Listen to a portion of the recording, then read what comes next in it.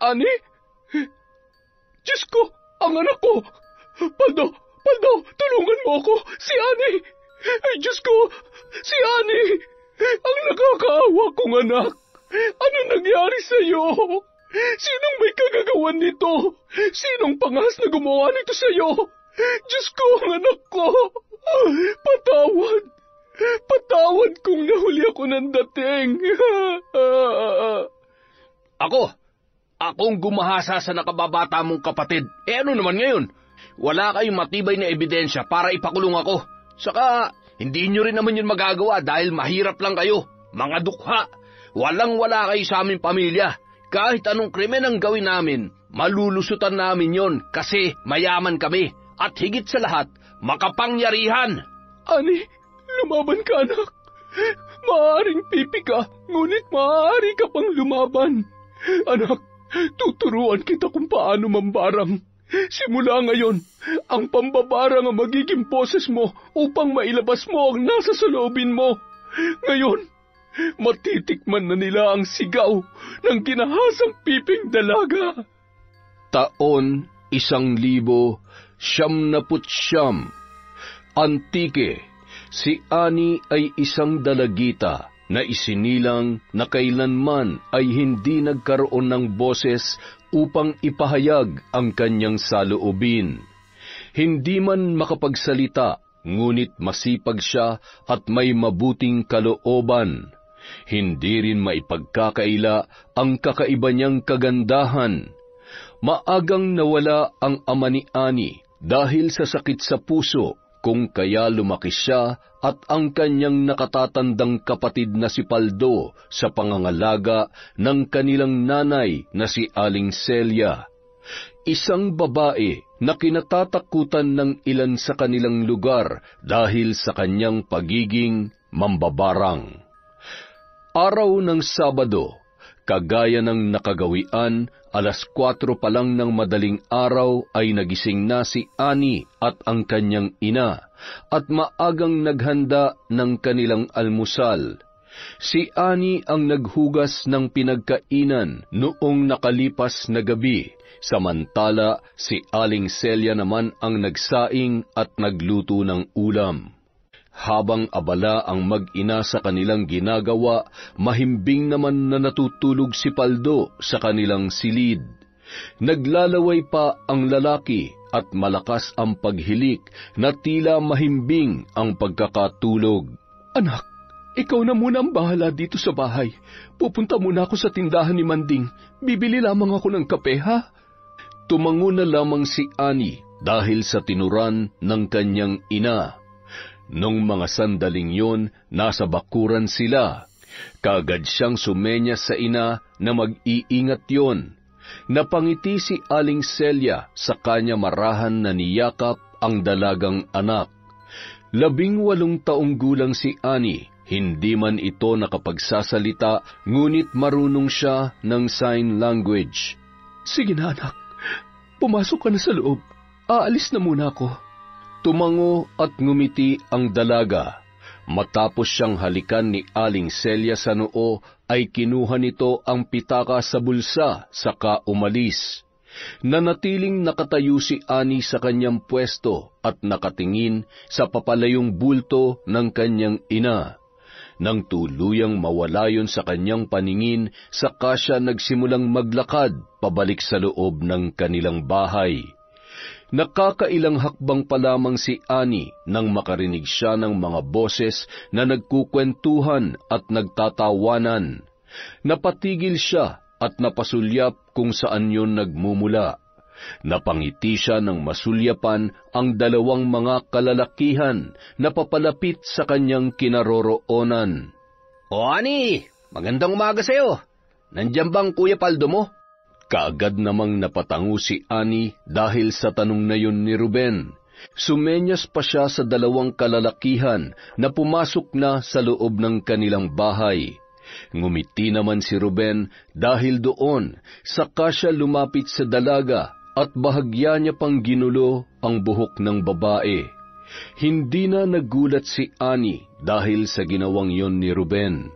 Nakasanayan na rin kasi nila yon, kaya masasabi niya na normal na yon para sa kanila. Si Ruben ay matalik na kaibigan ng Kuya Paldo niya. Mas matanda ng kaunti ang lalaki ng ilang taon sa kanila. 25 taong gulang na si Ruben, samantalang nasa 22 taong gulang pa lamang ang kuya ni Annie na si Paldo. Samantala, ang dalaga naman ay 18 taong gulang pa lamang.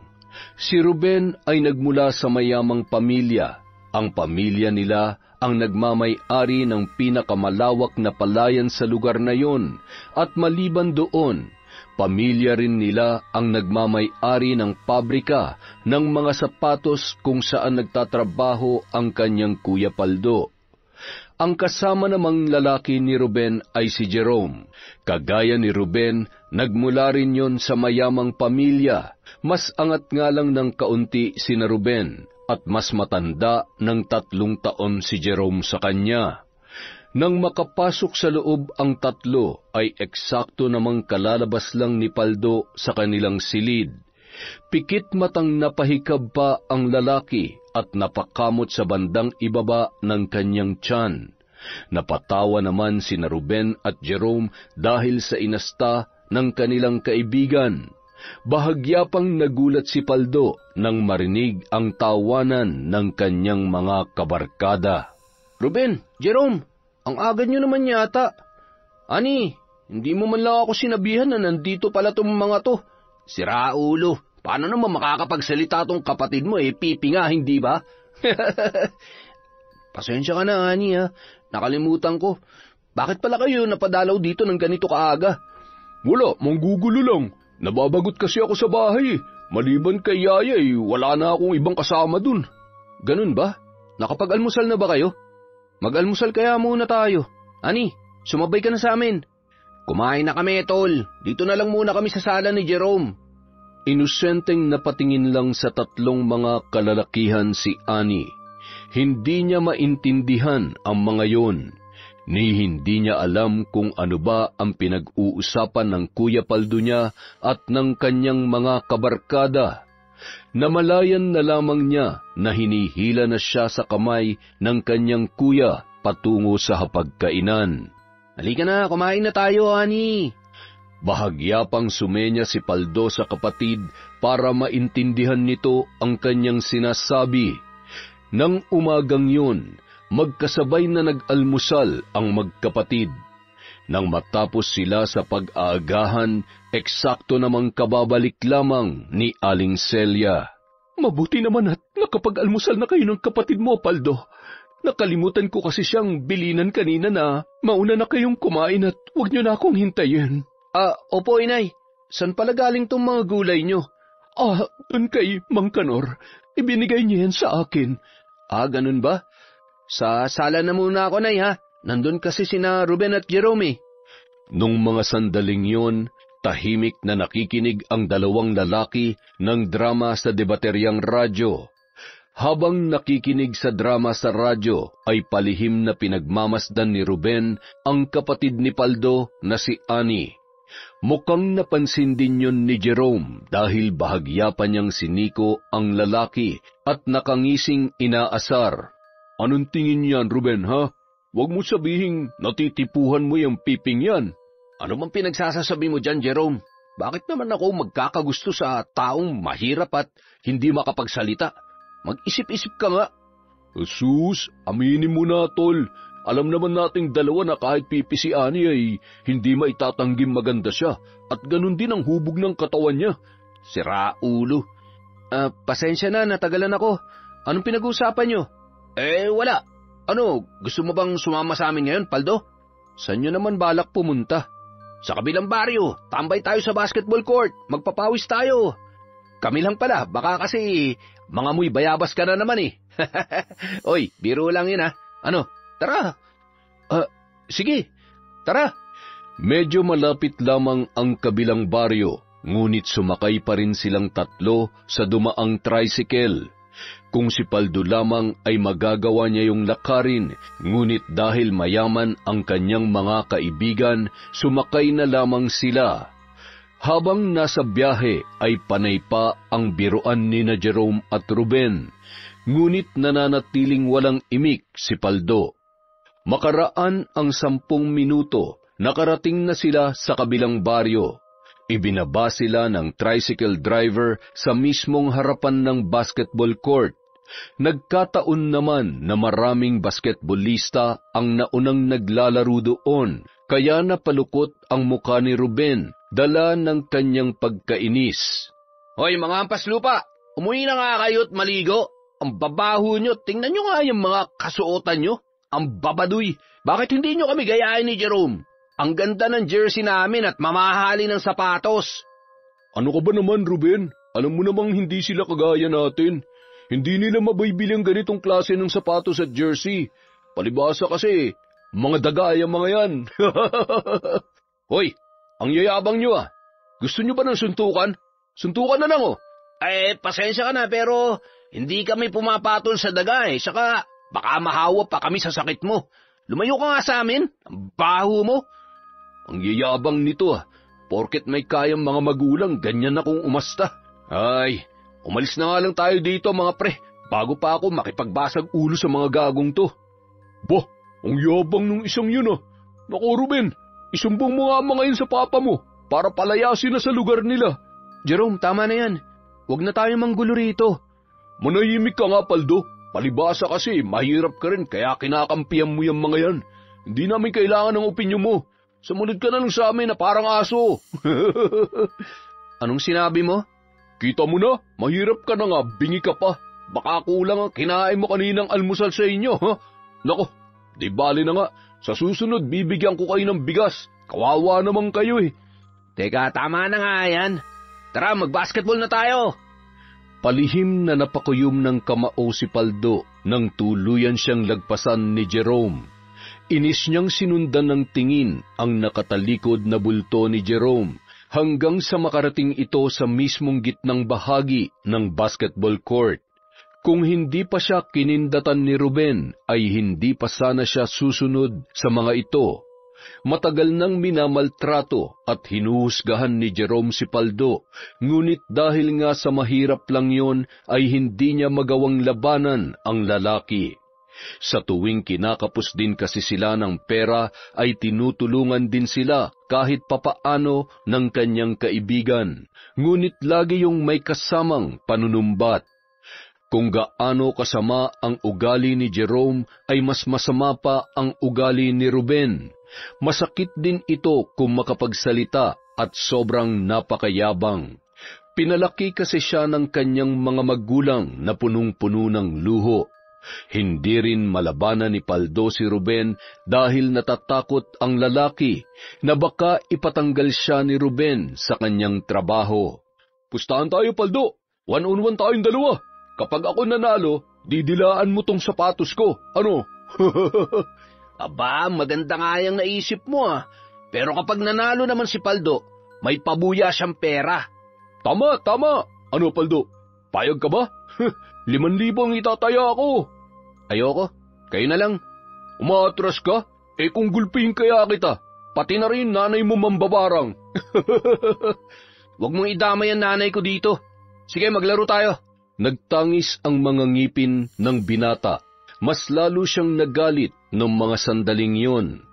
Ayos lang sana sa kanya kung siya ang lalaitin ng mga ito. Ngunit iba na ang usapan kapag ang nanay o ang kapatid niya na ang pinagtatawanan. Kaagad namang kinuha ni Ruben ang bola, saka ang lalaki na rin ang mismong nagsilbing referee ng dalawa. Maya-maya pa, nagsimula na ang laban. Si Jerome ang unang may hawak ng bola, samantalang si Paldo naman ang depensa. Malikot kung gumalaw si Jerome, ngunit hindi hamak na mas maliksi sa kanya si Paldo. Bawat pagtira ni Jerome ng bola ay nagagawang depensahan ni Paldo, kaya palagi itong nabibigong makapag-shoot. At nang mabigyan ng pagkakataon si Paldo na mahawakan ang bola, tila ba isa na itong ganap na pro player dahil sa bawat pagtira niya ay palagi itong pumapasok sa mismong ring. Habang tumatagal, mas lalong nagiging mainit ang labanan ng dalawa, ngunit kahit anuman ang gawin ni Jerome, ay wala pa rin siyang magawa sa husay ni Paldo. Nagsimula na ring umasim ang muka ni Jerome sa galit at pagkainis laban sa kanyang katunggali. 1-8 na ang kanilang puntos. 1 si Jerome, samantalang si Paldo naman ay naka-8 puntos na. Kakaibang tensyon ang namamagitan sa dalawa. Bumibigat na ang hangin na nakapalibot sa kanila. Kapwa sila nakakaramdam ng galit at pagkainis sa isa't isa. Nang mga sandaling yun, si Paldo pa rin ang may hawak ng bola. Nagtagis pa ang mga ngipin ni Jerome nang sikuhin niya si Paldo at sa pilitang inagaw ang bolang hawak nito. Hindi pa nakontento si Jerome kaya sinikmuraan niya pa ang binata at sa halip na saring ipasok ang bola ay hinambalos niya yun sa muka ng kanyang kaibigan. Nagulat ang mga taong naroroon dahil sa ginawang yon ni Jerome. Bumagsak si Paldo sa sahig ng basketball court. Napahawak ito sa kanyang ulo. Sa sobrang lakas ng pagkakabato ni Jerome, pakiramdam niya ay para siyang tinamaan ng malaking bato sa kanyang muka. Mandaraya ka kasi, kaya yan ang napala mo. Balak mo pa ako ipahiya sa mga tao dito ah. Ano bang pinagsasasabi mo, Jerome? Hindi ako nandadaya. Sinungaling ka. Bilis, dilaan mo sapatos ko. Hoy Jerome, napakasama mo talaga. Porket mayaman ka, ginaganyan mo na si Paldo. Ikaw naman ang mandaraya. Mahiya ka nga. Ang dami nakakakita oh. Manahimik kang hayop ka. Wala kang kwenta. O ano, Paldo? Didilaan mo pa ang sapatos ko o doon ako gaganti sa kapatid mong Pipi? Huwag mong idadamay si Ani rito. Hoy Paldo, matuto kang lumugar ha. Wala kang karapatang sigawan si Jerome. Mamaya mo ipatanggal kita kay Papa sa trabaho. Nabigla ang lahat nang biglang lumapit si Paldo kay Jerome. Tinaasan pa siya ng kilay ng lalaki at sinenyasan siya nito na dilaan ang kanyang sapatos. Nanginginig na napakuyom ng kamao si Paldo, ngunit dahil sa natatakot siyang baka madamay ang kanyang kapatid at ang kanyang nanay ay wala siyang nagawa, kundi ang unti-unting lumuhod. Marami ang napasinghap at naggalit ng masaksihan na dinilaan ni Paldo ang suot na sapatos ni Jerome. Malakas namang napatawa ang dalawa dahil sa ginawang yon ni Paldo. Kaagad namang lumapit ang iba pang mga kalalakihan para sana ipagtanggol ang binata nang biglang napatayo si Paldo at hinarangan ang mga yon. Paldo, ano bang ginagawa mo? Hindi mo ba nakikita ipinapahiya ka na ng dalawang mokong na yun? Huwag kayong makialam, problema ko to. Hayaan mo na lang. Paldo, ayos lang ako. Huwag na kayong mag-alala. Kaya kong sarili ko. Kita mo na? Kaya naman pala ni Paldo ang sarili niya eh. Kaya, umalis na kayo rito. Ano, Jerome? Uwi na tayo? Baka nakarating na si Aya Maylay. May pinabili kasi ako sa kanya eh. Sige, tayo na. Paano, Paldo? Mauna na kami ha. Salamat pala sa paglinis mo sa sapatos ko. Sige, mag-iingat kayo. Bahagya pang sinuntok ni na Jerome at Ruben si Paldo sa balikat na ikinangwi ng lalaki. Nanatiling nakatayo si Paldo mula sa kanyang pwesto. Sinundan niya ng tingin ang nakatalikod na bulto ng dalawang kaibigan na papalayo na sa kanya. Nagtatawanan ang mga yon na tila ba walang nangyari. Nang tuluyan na silang mawala sa paningin ni Paldo, saka siya muling napahawak sa kanyang braso at ulo. Pakiramdam niya ay may bumugbog sa kanya dahil sa sobrang sakit ng kanyang katawan. Paldo, matuto ka ring lumaban. Hindi sa lahat ng oras ay hahayaan mo silang apihin ka.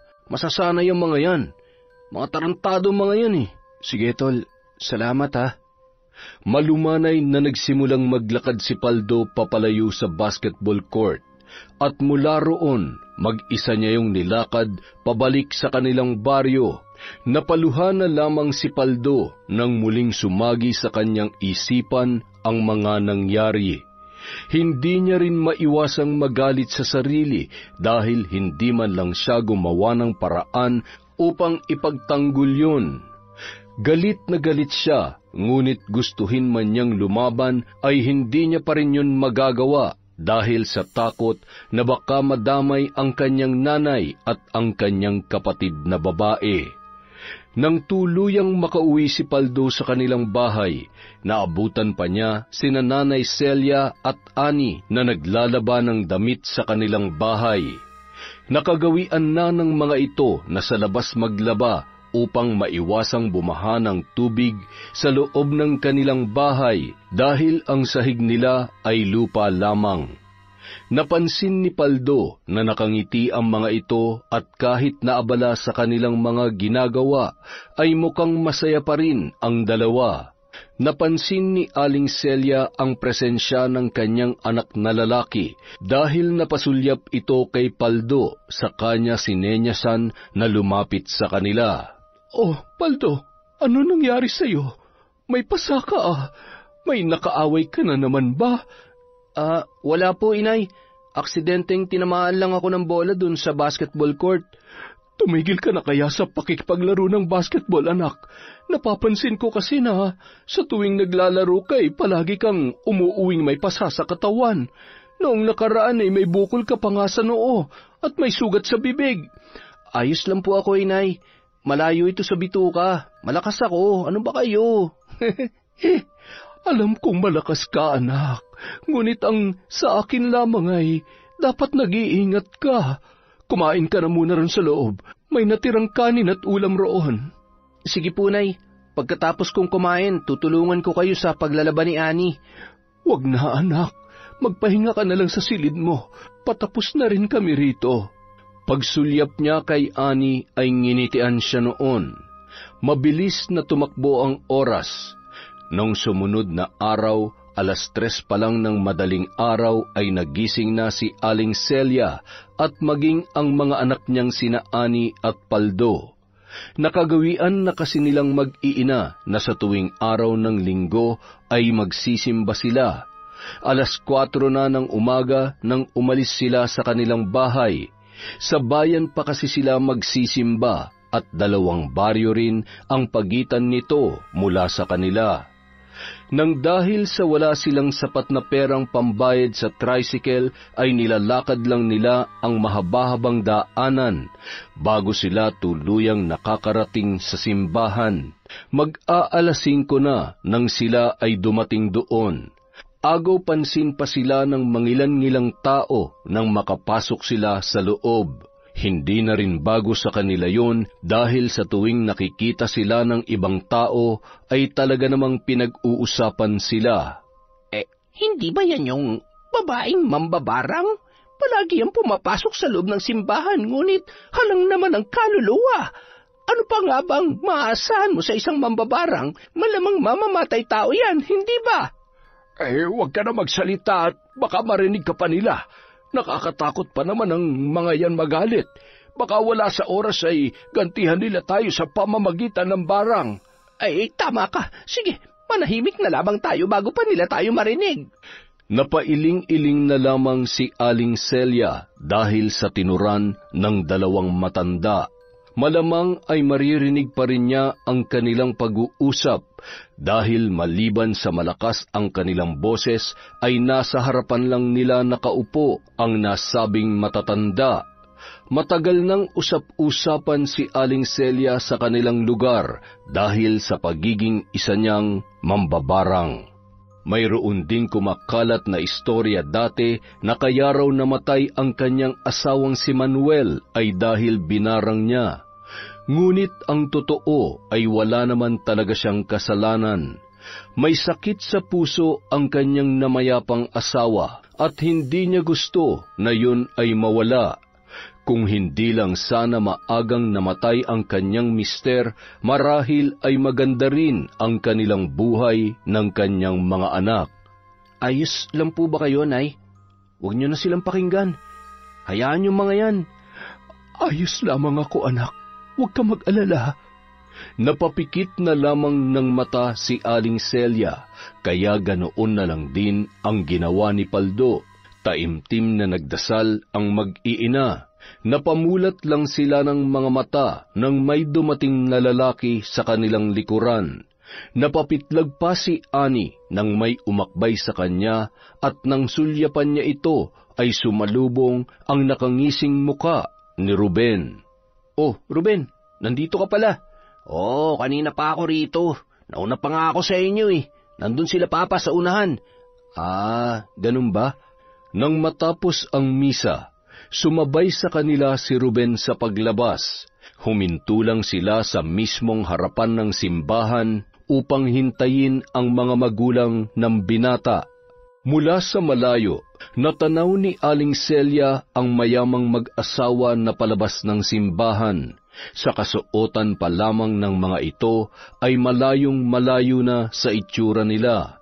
Mukhang galante ang dalawa at tila ba nagniningning dahil sa sobrang gara at ganda ng kanilang kasuotan. Magandang araw sa inyo, Doña Lai at Don Jericho. Ang gaganda naman ho ng mga damit ninyo at halatang mamahalin. Ruben, halika na. Umalis na tayo. Meron pa tayong papasyalan. Pa, hindi po ako sasama sa inyo. At bakit naman? Huwag mong sabihin pupunta ka na naman sa bahay niyang sina Celia. Natitiyak mo ba ligtas ka ron? Mawalang galang na po, Don Jericho. Mahirap lamang po kami, ngunit nasisiguro ko sa inyo na ligtas sa amin si Ruben.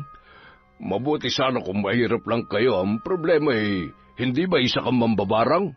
Saka paano kung yung mga alaga mong insekto kumapit sa balat ng anak ko? Don Jericho, wala ho kaming... Manahimik ka, babae. Kilala kita. At huwag kang sumabat sa usapan namin mag-ama dahil isang hamak ka lamang na hampas lupa. Nay, tama na po. Hayaan na lang po natin sila. O paano, Paldo? Alis na kami, ha? Sige, ingat na lamang kayo. Hay nako, anak. Bakit pa ang hiling mong lumapit sa mga hampas lupang yan? Nako, paano kung magkasakit ka? Kakalapit mo sa kanila. Hindi mo alam kung naliligo ba ang mga yan. Halika na. Pagkapasok mo sa sasakyan, mag-alkohol ka kaagad. Ay, opo, sige po, ma. Palihim na napaismid si Aling Celia. Dati pa naman ay nayayabangan na talaga siya sa mga magulang ni Ruben. Kung siya lang sana ang masusunod ay hindi niya pagtatrabahuhin ang kanyang anak na si Paldo sa pabrika nila Ruben. Ngunit dahil kapos sila ay wala siyang magawa, kundi hayaan na lamang at magtiis. Nang tuluyan ng makaalis sina Ruben, saka sinenyasan ni Aling Celia si Annie na kung ano raw ba ang gusto nitong gawin. Araw naman ng linggo kaya binabalak ni Aling Celia na mamasyal muna sila. Kapag ipinagpabukas kasi nila ay magiging abala na naman sila sa kani-kanilang mga trabaho. Nay, mabuti pa pumunta tayo kina Tiyo Tomas. Sa pagkakaalam ko kasi ngayong araw ang ani nila ng mais. Ay sige, pwede na rin at para naman makadalaw tayo sa tiyo mo. Kaagad namang sumenya si Annie na gusto niya ring sumama at nagpakyut pa yon kaya napatawa si Aling Celia. Bahagya niyang ginulo ang buhok ni Annie sa kanya niyakap ang kanyang dalawang anak. Oo naman, siyempre sasama ka, Annie. Tara na, tulungan natin ang Tiyo Tomas ninyo sa pag-aani ng mga mais. Si Tomas ang nakatatandang kapatid ng asawa ni Aling Celia. May katandaan na ang nasabing lalaki, ngunit wala itong pamilya. Nag-iisa lamang yon sa buhay. Hindi kagaya ni Aling Celia ay may kaya naman kahit papaano si Tiyo Tomas. Medyo strikto nga lang ang lalaki, ngunit ilang beses na rin silang tinulungan noon.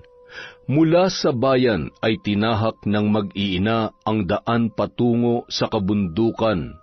Sa bundok kasi naninirahan si Mang Tomas dahil sa kagustuhan nito na payapa ang lugar. Isa pa, sakitin kasi ang lalaki, kaya para sa kanya ay mas maganda ang manirahan sa kabundukan, dahil maliban sa sariwang hangin ay sariwa rin ang mga pagkain.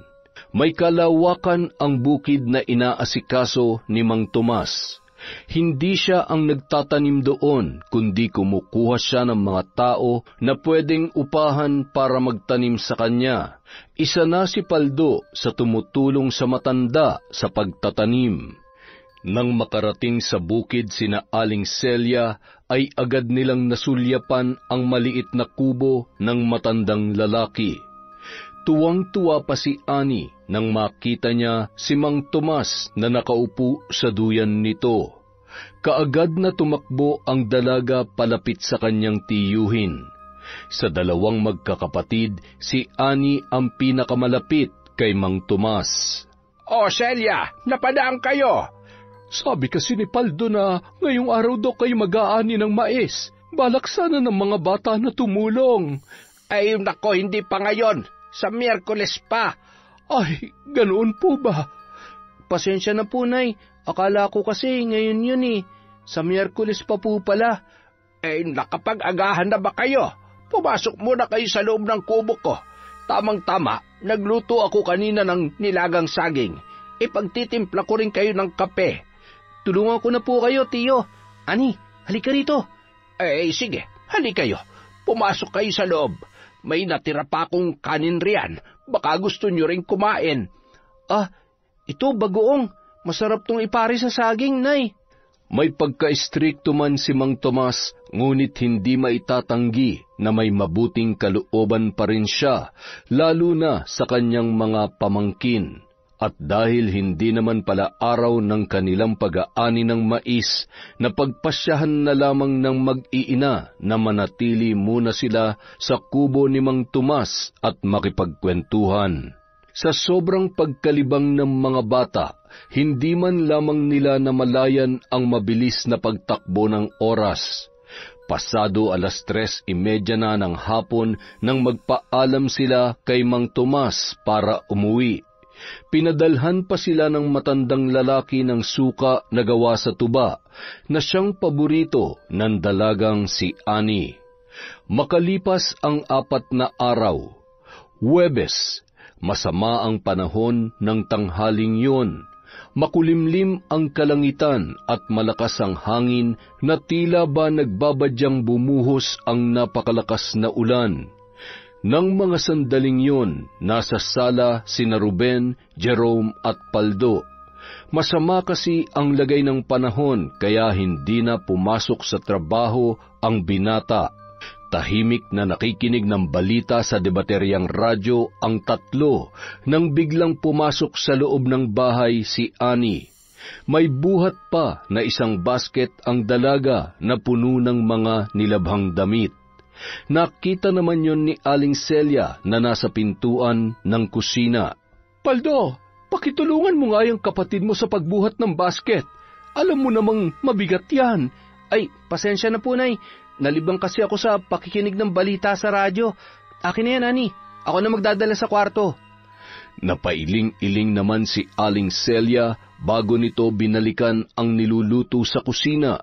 Samantalang dumiretso naman si Ani sa kanilang palikuran. Sina Jerome at Ruben naman ay nasa sala pa rin, ngunit palihim na nakamasid si Ruben kay Ani. Sinundan din niya ng tingin ng dalaga nang pumasok ito sa kanilang banyo. Sinulyapan pa ni Ruben si Jerome na nakasandal sa dingding at doon lang niya napansin na nakapikit pala ang mga mata ng lalaki. Sunod-sunod na napalunok si Ruben nang marinig ang pagdaloy ng tubig sa loob ng banyo nila Paldo. May kaliitan ang bahay na yon, kaya ilang metro lang din ang layo ng banyo nila mula sa sala. Maya-maya pa, hindi na nakatiis si Ruben. Dahan-dahan siyang napatayo mula sa kanyang kinauupuan. Naging maingat siya sa pagkilos upang hindi makalikha ng anumang ingay at upang hindi magising si Jerome. Nung mga sandaling yon ay biglang bumuhos na rin ang napakalakas na ulan. Nagtagumpay si Ruben sa kanyang binabalak. Nakarating siya sa harapan ng banyo na walang balakid. Gawa sa kawayan ang banyo nila Paldo at meron yung mga kakaunting siwang. Mula sa maliit na siwang ay palihim na napasilip roon si Ruben. Tila ba nabuhayan siya ng dugo nang masilip doon si Ani na wala ng saplot ang buong katawan. Walang kamalay-malay ang dalaga na binobosohan pala siya ng lalaki. Sunod-sunod ang pagkakalunok ni Ruben. Napaayos siya ng pagkakatayo at napahawak sa kanyang dibdib. Pakiramdam niya anumang oras ay mawawala na siya sa kanyang sarili dahil sa sobrang init na kanyang nararamdaman. Akmang bubuksan na sana ni Ruben ang pintuan ng banyo nang biglang may nagsalita sa kanyang likuran. Ruben, anong ginagawa mo dyan? Binobosohan mo bang kapatid ko? Paldo? Ha? Hindi Nagmamadali na kasi ako. Tinatawag na ako ng kalikasan kaya hindi ko na namalayan na nandyan pala ang kapatid mo. Pasensya na. Ayos lang. Teka, paanong hindi mo namalayan na pumasok ditong kapatid ko? Nakatulog ka rin ba, Ruben? Ha? Anong ibig mo sabihin? Kung nakatulog ka rin ba, si Jerome kasi tulog Naghihilik pa nga Oo. Kagigising ko nga lang Malamig kasi ang panahon. Masarap matulog. Kaya naman pala. Lalabas din yan maya-maya. Hintayin mo na lang. Pasensya ka na Hindi. Ayos lang. Kaagad na silang bumalik sa sala para maupo. Inakbayan pa ni Ruben si Jerome na ikinapitlag ng lalaki. Wala sa oras na nagising yon, kaya napatawa sina Ruben at Paldo. Inis na napakamot naman sa sarili niyang batok si Jerome dahil sa pagkakagulat. Pasensya ka na, pre, hindi ko sinasadya. Bakit ka kasi nakatulog? Anong oras na ba? Mukhang malakas ang ulan Anong oras kaya yung titila? 11:00 pa lang naman, pre. Ilang saglit pa, biglang lumabas si Ani sa kanilang banyo. Nakatapis ang katawan nito ng tuwalya. Muli na namang napatitig si Ruben sa dalaga. Hindi niya na naman maiwasang mag-init ang katawan nang masilayan si Ani. Mas lalo siyang natukso sa dalaga. Nakaramdam siya ng pananabik na matikman ang katawan noon. Bumalik lamang siya sa ulirat nang tapikin ni Paldo ang kanyang balikat, at kung hindi pa yun ginawa sa kanya, ay hindi niya mapapansin na wala na pala roon si Ani. Sige na, Ruben. Wala nang tao sa loob. Pumasok ka na. Anong gagawin ko sa loob? Akala ko ba tinatawag ka ng kalikasan? Ay, oo nga pala. Pasensya ka na. Bigla kasing umurong Umurong daw? Ano pre?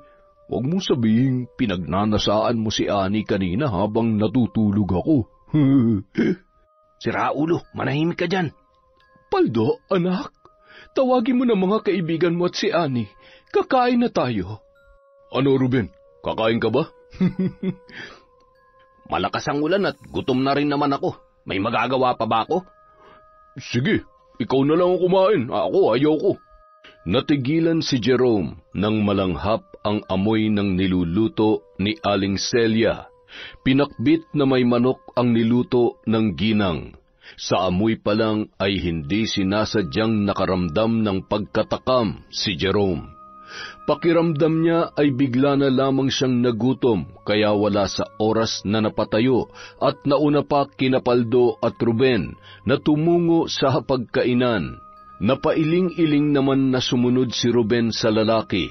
Naabutan pa ni Ruben si Jerome na nakatitig sa ulam na hinain ni Aling Celia. Sa ibabaw ng mesa ay may nakahanda na ring mga pinggan at kutsara, ngunit napansin niya na ang 2 pinggan na naroon ay mukhang bago at ganun din ang 2 pares ng kutsara at tinidor. Gawa sa plastik ang ibang plato, samantalang babasagin naman ang 2. O Jerome, akala ko ba hindi ka kakain? Manahimik ka nga dyan. Nandito na pala kayong dalawa. Sige na, maupo na kayo. Gamitin niyo ang babasaging pinggan bago ang mga yan. Binili yan ni Paldo nung nakarang araw kaya hindi pa nagagamit. O itong mangkok para sa inyo para iba ang kakainan ninyo kesa sa amin. Kaagad namang naupo sina Ruben at Jerome. Maya-maya pa, dumating din sina Annie at Paldo. Naupo si Annie sa tabi ng nanay niya at ng kuya niyang si Paldo. Magkatabi naman sa kabilang upuan sina Jerome at Ruben. Nanatiling nakatitig lang si Jerome sa pagkaing nasa kanilang harapan. Nagdadalawang isip ang lalaki kung kakain ba siya o hindi. Ngunit dahil sa mabangong amoy ng putaheng nasa kanyang harapan, hindi na niya napigilan ang sarili, dahilan kaya kaagad siyang kumain. Muntikan pa siyang mabulunan dahil sa sobrang bilis ng kanyang pagsubo. Grabe, ang sarap mo pala magluto, Aling Celia. Mas masarap ka pa magluto kaysa sa yaya ko. Tinatamad kasi yung magluto lagi. Pero yung luto nyo, kakaiba to, ang sarap. Ganoon ba? Sige lang, kumain lang kayo ng kumain. Si Ruben naman ay tahimik lamang sa kanyang kinauupuan. Paminsan-minsan, palihim na ninanakawan ng tingin si Annie na tahimik lang ding kumakain. Napailing-iling pa si Ruben dahil ilang beses na muntikang mabulunan si Jerome. Halatang sarap na sarap ang lalaki sa kanyang kinakain. Nang matapos silang mananghalian, ay muling bumalik sina Ruben at Jerome sa sala. Napahawak pa si Jerome sa kanyang tiyan dahil sa sobrang pagkabusog, samantalang nakangising inaasar naman siya ng kanyang kaibigan. Aba, mukhang busog na busog yung ayaw kumain Manahimik ka nga dyan, Ruben. Oh, mukhang tumitila na ang ulan. Ang malas ko naman ngayong araw. Sana pala hindi ako nagpadala sa amoy nung niluto ni Aling Celia. Paano kung may gayuma pala yun, Ruben? Hindi ko rin alam. Basta konti lang ang kinain ko, hindi kagaya mo. Biglang umasim ang mukha ni Jerome. Kaagad siyang kumaripas ng takbo palabas sa bahay nila Aling Celia. Pakiramdam niya, siya ay maduduwal. Nagkataon naman na papabalik na sa sala si Paldo, kaya nakita niya ang buong pangyayari. Kaagad siyang lumapit kay Ruben. Anong nangyari kay Jerome? Bakit siya tumakbo? Saan siya pupunta? Uuwi na yata. Baka raw hinahanap na siya sa kanila. O paano, Paldo? Uuwi na rin ako Baka hinahanap na rin ako sa amin Sige, mag-ingat ka. Kaagad namang umalis si Ruben. Ni hindi na rin nito nagawang magpaalam kay Annie o kaya kay Aling Celia. Sa loob-loob niya, bakit naman siya magpapaalam sa mga ito, gayong sa tuwing umaalis siya sa bahay nila ay hindi naman siya nagpapaalam sa kanyang mga magulang. Mula sa kalayuan, nasulyapan ni Ruben si Jerome. Sumusuka ang lalaki kaya napailing-iling na lamang siya bago niya ito nilapitan. Napangiwi pa siya nang maluhaluhang napatingin sa kanya si Jerome. Ruben, sa tingin ko may gayuma talaga yung niluto ni Aling Celia. Bakit naman? Kumakapit pa rin kasi sa tiyan ko Hindi ko mailabas. Sira ulo, umuwi ka na nga lang sa inyo. Kaagad na nag-abang ang dalawa ng tricycle. Ilang sandali pa, meron ng dumaan, kaya agad silang sumakay at nagpahatid sa kani-kanilang mga bahay. Samantala, nang makaalis sina Ruben at Jerome ay nagpahinga naman ang mag-iina at natulog. Araw ng Biyernes, tanging si Annie at si Aling Celia lang ang magkasama sa kanilang bahay ng araw na yon, dahil pumasok sa pabrika ng mga sapatos si Paldo upang magtrabaho. Abala si Aling Celia sa paggawa ng mga kakanin na ilalako niya kinahapunan nang dumalaw sa kanila si Ruben, kaya si Annie ang inutusan niya na asikasuhin ang kanilang panauhin. At dahil hindi nga makapagsalita si Annie, naglaro na lamang sila ni Ruben ng baraha. Tuwang-tuwa naman ang lalaki sa tuwing nananalo siya sa laro na Lucky 9. Ngunit lingid sa kaalaman ni Ani ay iba talaga ang sadya ni Ruben. Nakasuot man ng maayos na pananamit si Ani, palihim pa rin itong pinagnanasahan ng lalaki. Pasado 1:00 na ng hapon nang umalis si Aling Celia sa bahay upang maglako ng mga kakanin sa kanilang lugar. Konti lang ang mga taong bumibili sa kanya dahil nga takot ang mga yon. Ngunit ganun pa man ay nagpatuloy pa rin siya sa pagbebenta upang matulungan si Paldo sa pang-araw-araw nilang gastusin. Nung mga sandaling yon, naroon pa rin si Ruben sa kanilang bahay at nakikipaglaro kay Ani. Nang magsawa na si Ani sa baraha, sinenyasan niya na si Ruben na umuwi na dahil balak na niyang magpahinga. Walang nagawa ang binata kundi ang tumango na lamang sa babae at umalis. Sa pag-aakalang umalis na si Ruben, dumiretso na si Ani sa kanyang silid. Sa sobrang pagod na naramdaman ay mabilis siyang nakatulog. Lingid sa kanyang kaalaman ay naroon pa rin pala si Ruben sa labas ng bahay at palihim na nagmamasid sa paligid. Nang masiguro ng binata na wala ng tao doon, ay muli siyang pumasok sa loob ng bahay nila Ani at sinilip niya ang silid kung saan natutulog ang dalagang Pipi. Mahimbing ang pagkakatulog ni Ani ng mga sandaling yun, nang bigla siyang makaramdam na parang may humahawak sa kanyang hita. Nang imulat niya ang kanyang mga mata, gayon na lamang ang pagkakagulat niya nang bumungad sa kanya si Ruben.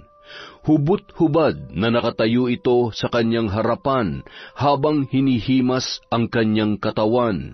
Bago pa man makagawa ng ingay si Ani, mabilis na tinakpan ni Ruben ang kanyang bibig. Huwag ka nang pumalag, Ani.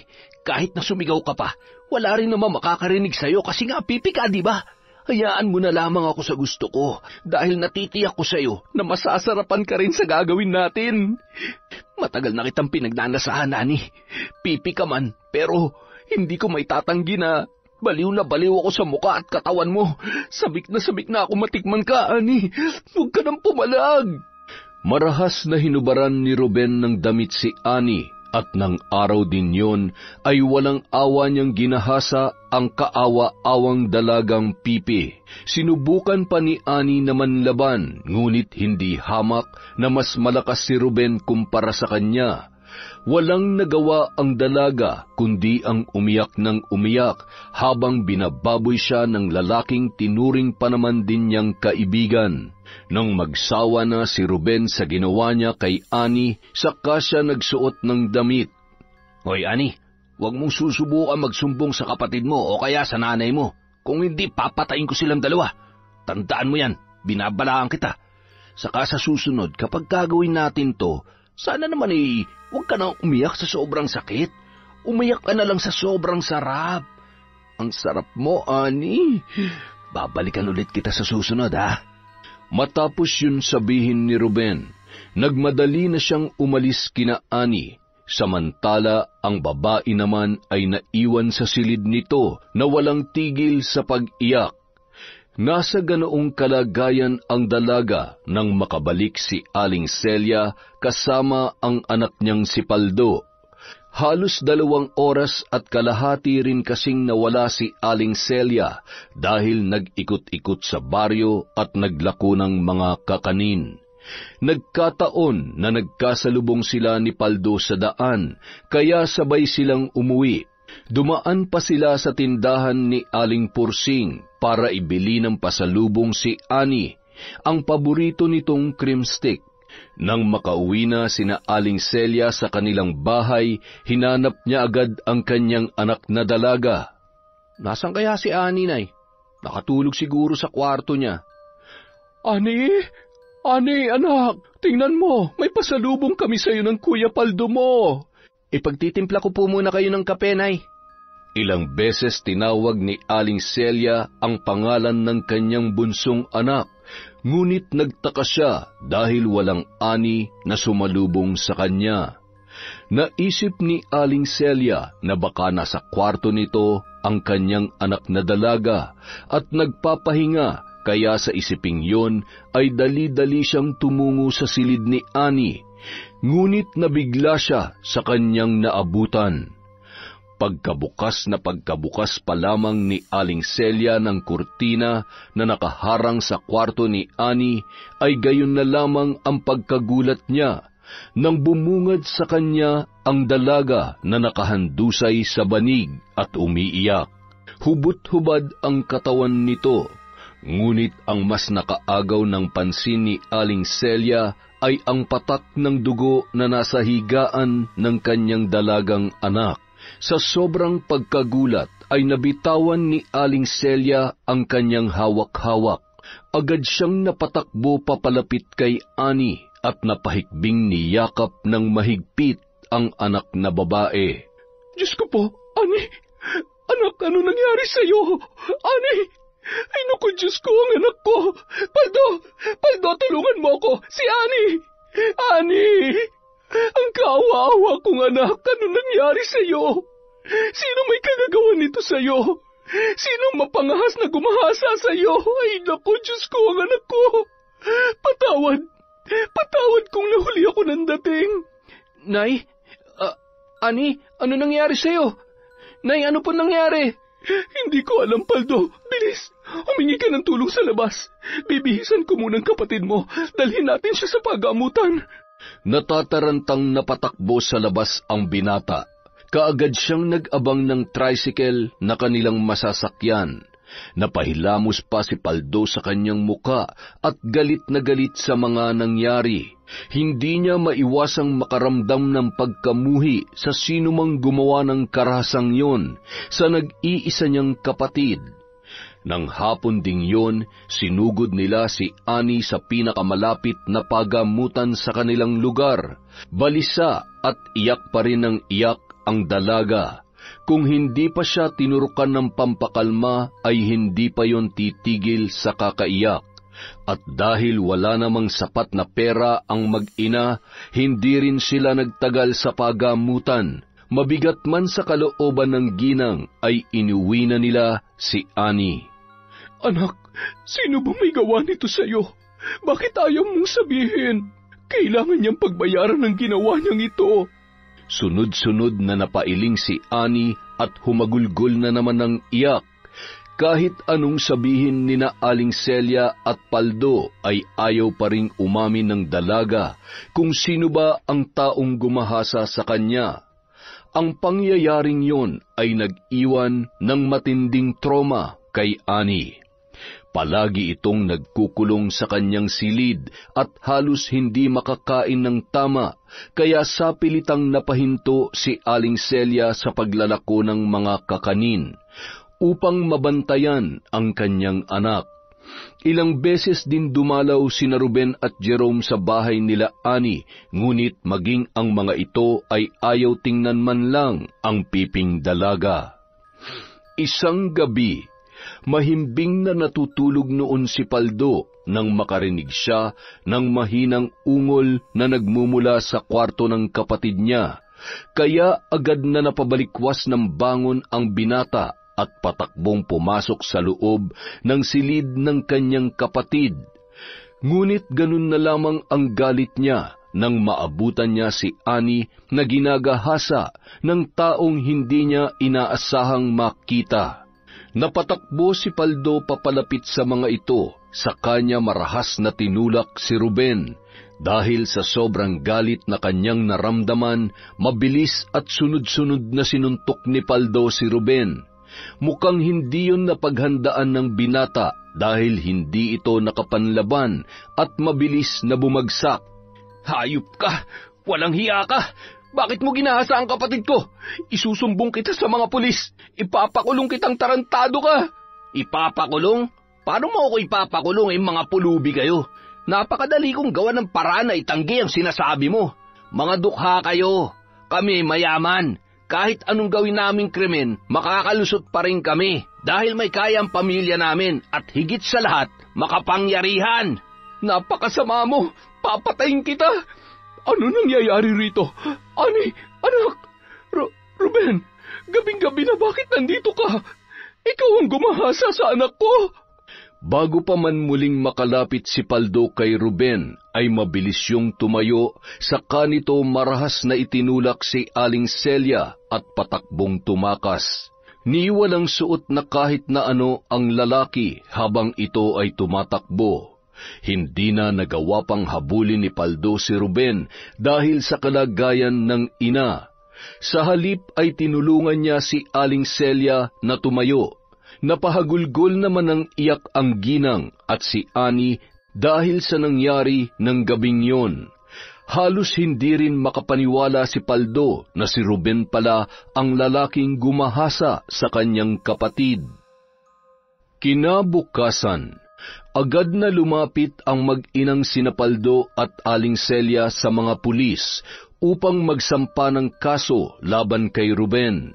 Ngunit totoo nga ang sinabi ng binata, makapangyarihan ang kanilang pamilya dahil binaliwala lamang ng mga pulis ang kasong yun.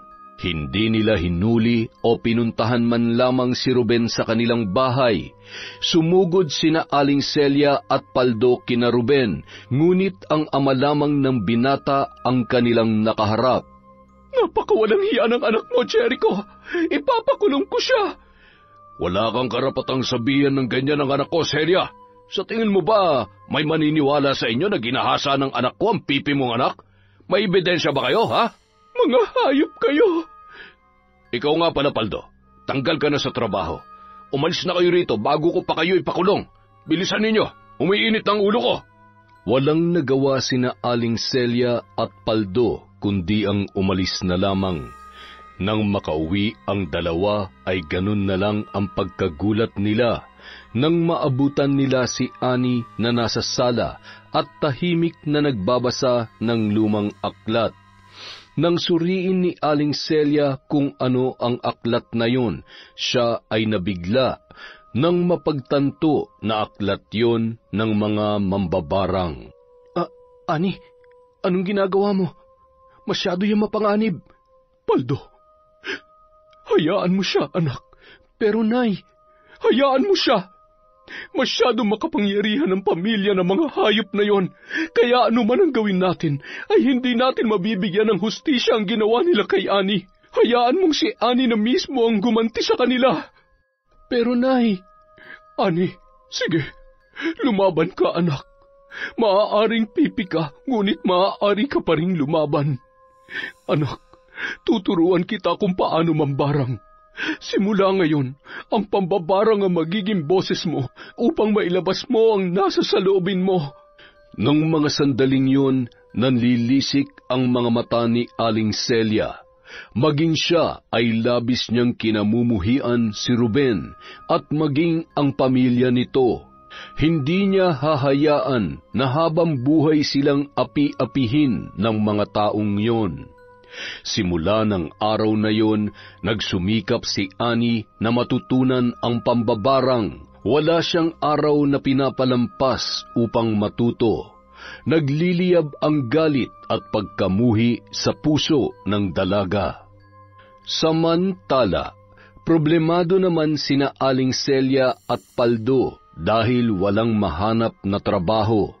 Hindi na rin makapagbenta si Aling Celia ng mga kakanin sa lugar dahil walang masyadong bumibili sa kanya dahil sa usap-usapan na siya ay mambabarang. Tuluyan din silang siniraan ng pamilya ni Ruben sa kanilang mga kababaryo. Ang mga pangyayaring yon ay nabalitaan ni Mang Tomas, kaya pinuntahan sila ng matandang lalaki at ito na rin mismo ang tumulong sa kanila. Mabuti na lamang may kakilala si Mang Tomas sa kabilang bayan na nagmamay-ari ng panaderya, kaya nagawa niyang ipasok doon si Paldo. Kakarampot lamang ang sweldo sa panaderya, ngunit sapat na yon upang may maitulong siya sa kanyang ina para ipangtustos sa araw-araw nilang gastusin. 2 buwan ang nakalipas. 2 buwan pa lamang, ngunit marami nang nagbago, lalo na sa pagkatao na magkapatid na sina Paldo at Ani. Dahil sa pagpupursigi ng dalaga, sapat na ang panahong yun para matutunan ang pambabarang. Araw ng Martes, nagkataong namamalengke si Paldo nang makasalubong niya si Jerome.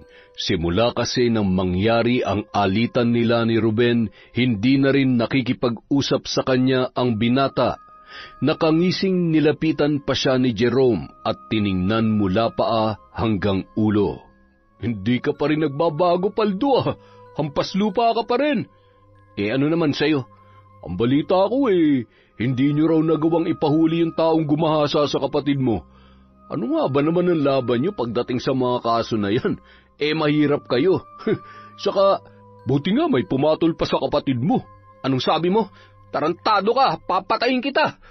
Nanlilisik ang mga mata ni Paldo nang hilahin niya ang kwelyo ng damit ni Jerome. Nabitawan din nito ang dala niyang supot ng isda. Sunod-sunod niyang sinuntok ng malakas ang dating kaibigan. Mukhang hindi yun inaasahan ng lalaki dahil bahagyang namutla ang mukha nito at nanginginig na napaatras papalayo sa kanya. Napuno ng hiyawan ang buong paligid. Kaagad na lumapit ang ilan sa mga kalalakihan at pinigilan ang 2 lalaki, ngunit nakawala si Paldo sa pagkakahawak ng mga ito. Galit na galit ang binata, kaya sa halip na hayaang makaalis si Jerome, ay muli niya itong nilapitan at muling pinagsusuntok ng malakas hanggang sa ito ay mawalan ng malay. "Yan ang bagay sa'yo! Napakasama mo! Humanda kayo ni Ruben. Pagbabayaran yun lahat ng mga kasalanan na gawa niyo sa akin at sa pamilya ko. Humanda kayo!" Galit na galit ang binata. Simula nang may mangyari sa kapatid niya, ay malaki na rin ang kanyang pinagbago. Sinabi niya kasi sa kanyang sarili na gagawin niya ang lahat, maprotektahan lamang ang pinakamamahal niyang kapatid. Hindi na niya hahayaan na muli na namang maulit ang mga nangyari. At hindi niya rin hahayaan na patuloy siyang maltratuhin ng ibang tao. Kaagad na tinulak ni Paldo ang isa sa mga kalalakihan na sinubukan siyang pigilan. Muli niyang pinulot ang supot ng isda. Galit na inayos ang kanyang damit, saka siya umalis sa lugar na yon. Samantala, naiwan naman si Jerome sa kalsada. Namumutla pa rin ang lalaki sa mga sandaling yun at bakas ang takot sa kanyang muka. Nang makauwi si Paldo sa kanilang bahay, naabutan niya ang kanyang nanay na naghihiwa ng kamatis sa kusina. Kaagad niyang ibinigay ang supot ng isda na kanyang binili. "Nabalitaan mo na ba, Paldo?" "Ang alin, Nay?" "Narinig ko kanina mula sa mga taga-baryo na biglang tinamaan ng matinding karamdaman si Ruben. Halos magtatatlong araw na raw. Ayon pa sa mga narinig ko ay tinubuan daw ng nagsisilakihang pantal ang kanyang katawan. Ang ilan sa mga pantal ay pumutok at meron daw uod." "Ano po ang sakit niya?" "Hindi pa ako sigurado. Ngunit sa tingin ko ay isinasagawa na ng kapatid mo ang kanyang paghihiganti." "Po? Ano pong ibig niyong sabihin?" "Ang ginawang barang ng kapatid mo kay Ruben, unti-unti lang tumatalab, anak. Sa wakas, makakapaghiganti na rin si Ani. Makakapaghiganti na rin ang kapatid mo." Natahimik ang binata sa kanyang mga narinig. Kung dati ay pinakikisamahan niya si Ruben, ngunit dahil sa mga ginagawa nito, hindi na siya nakaramdam ng awa sa dating kaibigan. Nasa ganoon silang tagpong mag-ina nang pumasok sa kusina si Ani. Kung dati ay mahinhin at mukhang inosente ang dalaga, sa pagkakataong yon ay hindi na makitaan ng anumang emosyon ang kanyang muka. Napatunayan din ni Paldo na ang demonyo ay hindi ipinapanganak, kundi tao mismo ang lumilikha dito. Nang dahil sa mga ginawa ni Ruben, ang inosente niyang kapatid ay tuluyan ng nagbago. Pagbabago na hindi niya inaasahang mangyari. Nang sumunod na araw, naging mainit ang usap-usapan sa bayan nila Ruben. Mas lalo kasing lumala ang kalagayan ng binata at desperado na rin ang mga magulang nito sa paghahanap ng mahusay na manggagamot. Ang ilan kasi sa sumubok na pagalingin ang kanilang anak, hiningan lamang sila ng malaking halaga, ngunit walang nagbago sa karamdaman ni Ruben. Ilan sa mga manggagamot ay tumanggi rin na tumulong sa kanilang pamilya dahil sa masamang ugali ng mga ito.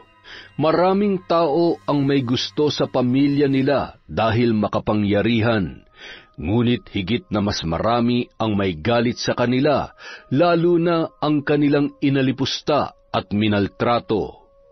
Samantala, sa isang malawak at marangyang silid, mayroong isang malaki at magarang kama na kung saan ay nakahiga si Ruben. Kahit anong lambot at mamahalin ng hinihigaan ng lalaki ay hindi pa rin siya komportable dahil sa kanyang karamdaman. Malaki na ang ipinagbago ng itsura ni Ruben. Tila patpat na ito dahil sa sobrang payat. Halos lumuwa na ang kanyang mga mata dahil ilang linggo na itong hindi nakakatulog. Namumutla na rin ang kanyang balat. Ang buong katawan niya ay tinutubuan ng mga pantal na nagtutubig sa loob. Ang ilan sa mga pantal na yon ay nagsusugat at mayroong lumalabas na uod. Maliban doon, lumolobo na rin ang tiyan ni Ruben na tila ba 4 na buwan ng buntis. Maging ang binata ay labis na nandidiri na sa kanyang sarili. Jericho, ano nang gagawin natin? Nakakaawa naman ang anak ko. Ano ba nangyayari sa kanya? Sino bang may kagagawan nito? Lay, hindi ko na kayang nangyayaring ito sa ating anak. Jericho, anong ibig mo sabihin? Lay, ilang taong ko rin itong itinago sa iyo at sa anak natin. Ngunit may iba akong babae. Dati ayaw kong ipaalam sa iyo dahil ayaw kong mawala kayo ng anak natin. Ngunit dahil sa mga nangyayari ngayon sa pamilya natin, hindi ko na kayo maaaring piliin pa. Isang kahihiyan ang mga nangyayaring ito.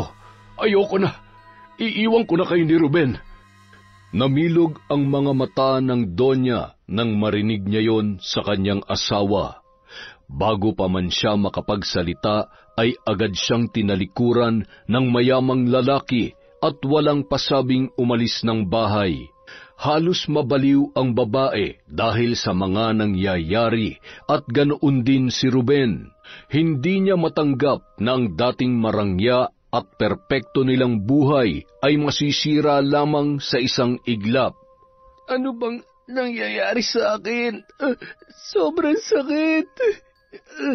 Hirap na ako. Hindi ko na kaya. Ito na ba ang karma ko sa lahat ng mga kasalanan na gawa ko? Napaluha na lamang ang binata.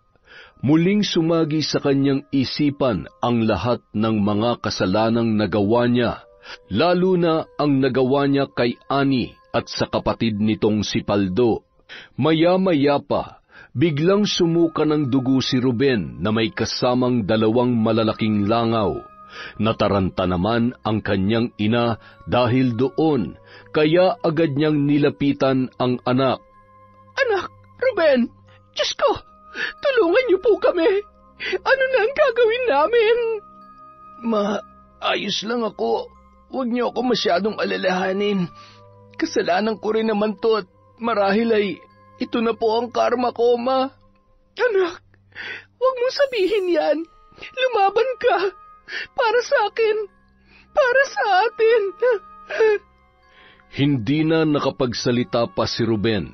Sa halip ay pilit niya na lamang nginitian ang kanyang ina. Mas lalong napahagulgol ng iyak ang ginang, saka mahigpit na niyakap ang nanghihinang si Ruben. Makalipas ang 2 araw, nagkataong nasa kalagitnaan ng tahimik na pananghalian noon sina Aling Celia, Paldo at Ani nang may kumatok sa kanilang pintuan. Si Paldo na ang nagpresentang bumukas ng pinto at sumalubong sa hindi nila inaasahang bisita. Nagulat ang binata nang buksan niya ang pintuan ay nakita niya si Mang Tomas at nasa likuran nito si Ruben at ang kanyang ina. Muling umusbong ang galit na nararamdaman ni Paldo kay Ruben at kung hindi pa siya pinigilan ni Mang Tomas at sinuway, marahil ay nasuntok na naman sana niya ang kanyang dating kaibigan na nakasakay sa isang wheelchair. Tiyo Tomas, anong ginagawa nila rito? Bakit kasama mo sila? Paldo, nandito sila dahil sa mahalagang bagay. Huminahon ka muna at sa loob na lamang tayo mag-usap. Kuya Tomas, anong ibig sabihin nito? Balak mo bang gamutin ang taong gumahasa sa iyong mahal na pamangkin? Aling Celia, Paldo, patawarin niyo ako sa mga kasalanang nagawa ko. Sa kabilang buhay ka na humingi ng tawad. Napakademonyo mo. Paano mo yun nagawa sa inosenteng babae? Celia, huminahon ka. Umuusok ang ilong nina Aling Celia at Paldo habang masama ang pagkakatitig kay Ruben. Nung mga sandaling yun ay naroon na sila sa sala. Nasa ganoon silang kalagayan nang dumating si Ani. Napaatras pa ang dalaga nang makita niya ang hindi inaasahan nilang mga panauhin. Nag-aalalang napasulyap naman si Paldo sa kanyang kapatid. Buong akala niya ay tatakbo ito at magkukulong na naman sa kwarto, ngunit ganun na lamang ang pagkagulat niya nang lumapit pa sa kanila si Ani at naupo sa tabi ng kanyang ina. Aling Celia, Paldo, nandito ko ngayon upang humingi ng kapatawaran sa lahat ng mga kasalanang nagawa ko sa inyo, lalong-lalo na sa iyo, Ani. Ruben, ano ang karapatan mong... Natigilan si Aling Celia nang kalabitin siya ni Ani at si Nenya San na hayaan niya si Ruben na magpatuloy sa sasabihin. Sunod-sunod namang napalunok si Ruben, saka napalingon sa kanyang ina na nakatayo sa kanyang tabi. Alam ko na, mali ako sa lahat ng mga nagawa ko at pinagsisisihan ko na yon. Pinagsisisihan ko na ang lahat-lahat ng mga kasalanan ko, lalo na sa inyo. Alam kong wala akong karapatang humingi ng tawad sa inyo, ngunit patawad. Hindi ko hinihiling na patawarin niyo ako kaagad, pero sana'y dumating ang panahon na mapatawad niyo rin ako. Sunod-sunod na pumatak ang mga luha ni Ani nang marinig yon. Ang matigas niyang puso sa isang iglap, tila ba bumalik sa dati. Biglang nanumbalik sa pagiging malambot. Nang masulyapan ni Aling Celia na lumuluha ang kanyang anak, ay bigla na rin siyang kumalma. Alam niya na ang nais iparating ni Ani. Hindi man sinasabi ni Ani, ngunit nararamdaman ni Aling Celia na pinapatawad na ng kanyang anak si Ruben. Talagang ang napakabuti ng kalooban ng dalaga dahil sa kabila ng mga kahayupang ginawa ni Ruben, nagawa niya pa rin itong patawarin. Sana'y patawarin niyo rin ako sa mga nasabi ko dati. Alam kong may kasalanan din ako. Kung pinalaki ko lang sana si Ruben na may magandang asal at mabuting kalooban, marahil ay hindi sana nangyari ang lahat ng ito. Bilang ina ni Ruben, humihingi rin ako ng kapatawaran sa inyo. Balak kong dalhin si Ruben sa Amerika. Susubukan kong doon na lang siya ipagamot, ngunit hindi ako sigurado kung malulunasan pa ba ito gayong alam ko na hindi ito normal na karamdaman lang. Alam kong merong bumarang sa kanya. Nakakalungkot man, ngunit hindi ko kayo masisisi. Nanatiling walang imik sina Aling Celia at Paldo, ngunit sa loob-loob ni Aling Celia imposible nang gumaling pa si Ruben dahil tuluyan ng kumalat ang sumpa ng barang sa kanyang katawan. Alam niya yon dahil isa ring mambabarang si Aling Celia. Muling napasulyap ang ginang kay Annie na nang mga sandaling yon ay nakatingin kay Ruben. May awa sa kanyang mga mata. Mukhang napansin ni Annie na nakatingin sa kanya ang kanyang ina, kaya binalingan din niya ito ng tingin. Sa kasumenyas, nakatingin din si Ruben at ang kanyang ina sa dalawa. Hindi nila maintindihan kung ano ang ibig sabihin ng mga sinesenyas ni Annie. Maya-maya pa, biglang napatayo ang dalaga saka ito umalis sa kanilang harapan. Nagtatakang napatingin naman si Ruben at ang nanay niya kay Aling Celia na nung mga sandaling yon ay nakuha ng ngumiti. Aling Celia, ano pong nangyayari? Ruben, pinapatawad ka na ni Annie sa lahat ng mga kasalanang nagawa mo sa kanya at gusto sana niyang ipaalam sa inyo na buntis siya at ikaw ang ama ng kanyang dinadala. Ano po ang gagawin ko? Hindi mo na kailangan pang panagutan ng bata dahil ipinapangako ni Annie na aalagaan niya at mamahalin niya ang magiging anak ninyo. Ano man ang mangyari, magpagaling ka raw sa Amerika at naway magkaroon ka ng masayang buhay. Salamat. Maraming salamat po. Matapos ang pangyayaring yon, masayang umalis sina Ruben at ang kanyang ina. Napatawad na siya ni Annie, ni Aling Celia at ni Paldo. Nung araw ding yon ay binabalak na ng mag-ina na tumungo sa Maynila upang doon hintayin ang kanilang flight papunta sa Amerika.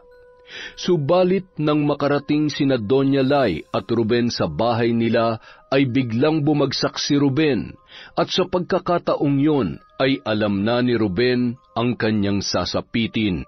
Napangiti si Ruben sa kanyang ina. Ma, patawad sa lahat ng problemang ibinigay ko sa inyo. Mahal na mahal ko po kayo. Anak, mahal na mahal ka rin ni Mama. Ruben, anak ko. Nung mga sandaling yon, tuluyan ng nalagutan ng hininga ang binata. Walang nagawa ang kanyang ina, kundi ang mahigpit na niyakap na lamang ang malamig na bangkay ng kanyang anak. Nakangiti siya, ngunit may namumuong butil ng luha sa kanyang mga mata. Anuman ang mapait na sinapit ng kanyang anak na si Ruben ay wala siyang sinisisi. Nabalitaan ng mga taga-baryo ang mapait na sinapit ng binata, ngunit ang alam lang nila ay namatay si Ruben dahil sa malubhang karamdaman. Hindi na ipinaalam ni Doña Lai na binarang ang kanyang anak. Dumalaw sa kanilang bahay si Aling Celia, maging ang dalawa nitong anak na sina Paldo at Annie. Samantala, hindi naman nagpakita sa lamay ng anak niya si Don Jericho, ni hindi sumipot kahit noong burol ng lalaki. Mukhang tuluyan ng kinalimutan ng mayamang ama ang kanyang mag-ina. Maging si Jerome na matalik na kaibigan ni Ruben ay hindi rin nagpakita o nagparamdam man lamang. Makalipas ang ilang buwan, nanganak na si Annie ng isang malusog na lalaki. Kamukhang kamukha ni Ruben ang sanggol, kaya pinangalanan niya itong Ruben Jr. Nang manganak si Annie ay nandoon din si Doña Lai at sa katunayan ang mayamang babae rin mismo ang nagbayad ng bills sa ospital. Annie, tanggapin mo sana itong pera. Huwag mo itong tatanggihan.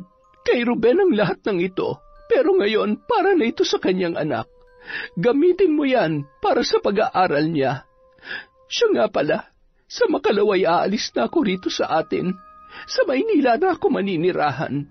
Masyado na kasing nakakalungkot ang lugar na ito para sa akin. Salamat po sa tulong ninyo. Mag-iingat po kayo. Yun na rin ang huling beses na muli pa nilang nakita ang ina ni Ruben. Simula nang makaalis ang mayamang babae ay hindi na rin ito muli pang nagbalik.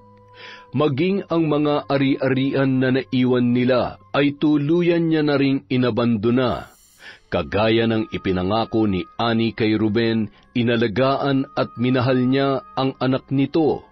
Marahil ay bunga ng karahasan ang bata, subalit alam ni Ani at ng kanyang pamilya na walang kasalanan yon sa naganap na karahasan.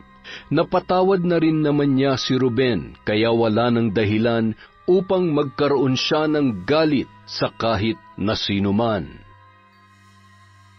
Yon! Maraming salamat po sa pagtsatsaga ulit sa Kwentong Enteng. Para po sa shoutout, sa susunod po uli natin na video. Mag-iipon lang po tayo. Kung hindi man kayo nabanggit dati, sa susunod, mababanggit po ang inyong pangalan. Maraming salamat po mula sa Kwentong Enteng.